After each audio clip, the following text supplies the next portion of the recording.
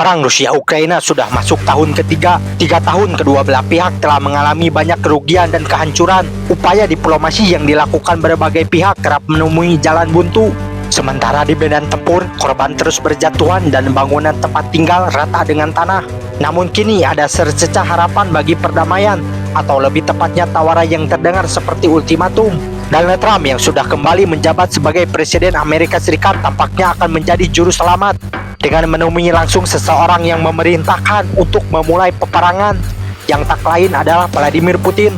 Langkah awal sudah diambil. Menteri Luar Negeri AS dan Rusia bertemu di Arab Saudi pada 18 Februari 2025. Meski tidak banyak informasi tentang hasil pertemuan tersebut, tapi Menlu Rusia Sergei Lavrov mengatakan negosiasi dengan Amerika Serikat merupakan sebuah keberhasilan.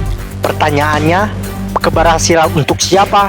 Apakah untuk Ukraina, untuk Rusia, atau mungkin untuk kepentingan Amerika Serikat?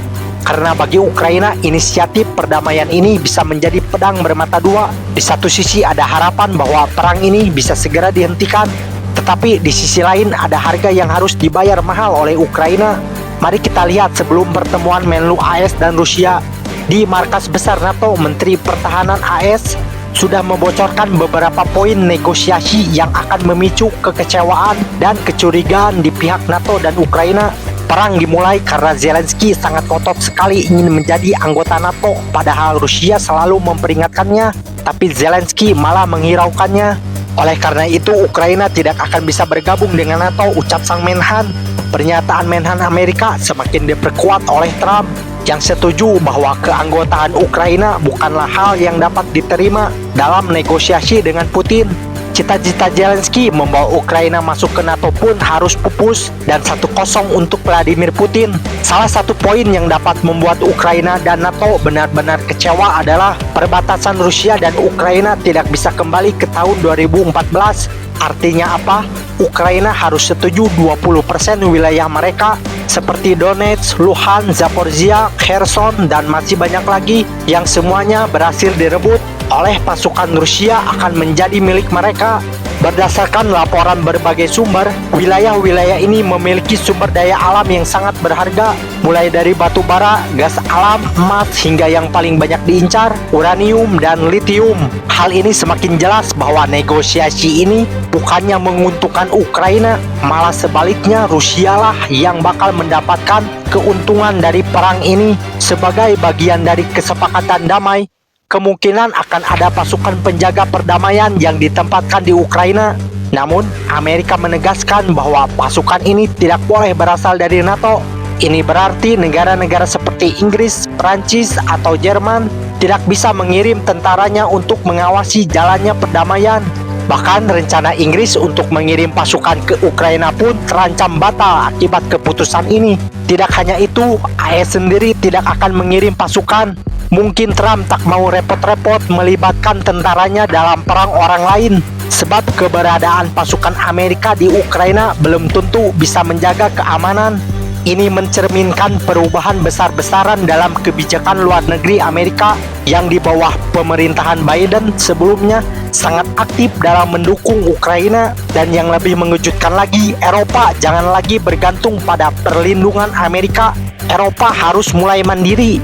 Setiap negara anggota NATO akan meningkatkan anggaran pertahanan dari yang tadinya 2% terhadap PDB, sekarang harus menjadi 5% terhadap PDB. Kebijakan Trump ini bukan tanpa alasan. Amerika akan fokus menghadapi ancaman yang lebih besar di perbatasan mereka dengan Meksiko karena Cina sedang bermain di sana. Langkah Trump ini bisa disebut sebagai pesan bahwa Amerika tidak akan lagi menjadi tulang punggung NATO, bahwa Eropa harus siap menghadapi Rusia sendiri tanpa kepastian dukungan dari Washington. Lantas apa reaksi NATO? Sekretaris Jenderal NATO Mark Rutte sebenarnya sudah memperkirakan bahwa dalam negosiasi dengan Rusia tidak akan ada jaminan bagi Ukraina untuk masuk ke NATO. Walaupun banyak negara-negara anggota NATO mendukung penuh keanggotaan Ukraina, melihat Amerika menutup pintu bagi Ukraina merupakan ketidakpedulian Amerika di bawah kepemimpinan Donald Trump terhadap aliansi terbesar di Eropa tersebut, serta menunjukkan hubungan antara NATO dan Amerika semakin renggang. Tapi kekecewaan NATO dan Ukraina terhadap Amerika hanya baru permulaan. Bahkan mungkin mereka akan menganggap Amerika telah berpihak kepada Rusia setelah mengetahui bahwa Ukraina tidak diundang dalam perundingan dengan Rusia. Artinya apa? Mereka hanya diberi tahu apa yang harus mereka terima. Zelensky yang sudah memimpin Ukraina melawan Rusia dengan tegas akan menolak hasil dari negosiasi Amerika dan Rusia. Bagaimana mungkin nasib negaranya diputuskan oleh Rusia dan AS tanpa keterlibatan mereka? Sikap AS yang terlalu lunak terhadap Rusia membuatnya semakin curiga. Apakah ini berarti Washington diam-diam menyetujui semua keinginan Vladimir Putin? Reaksi Trump terhadap penolakan Zelensky pun cukup mengejutkan. Alih-alih mencoba menenangkan Zelensky, Trump justru menuduh Ukraina sebagai penyebab utama invasi Rusia. Tuduhan Trump mungkin ada benarnya. Perang Rusia-Ukraina bisa saja dihindari jika sejak awal Zelensky bersedia mencapai kesepakatan dengan Rusia, bukannya terus memprovokasi dengan meminta bantuan militer dari NATO dan Barat.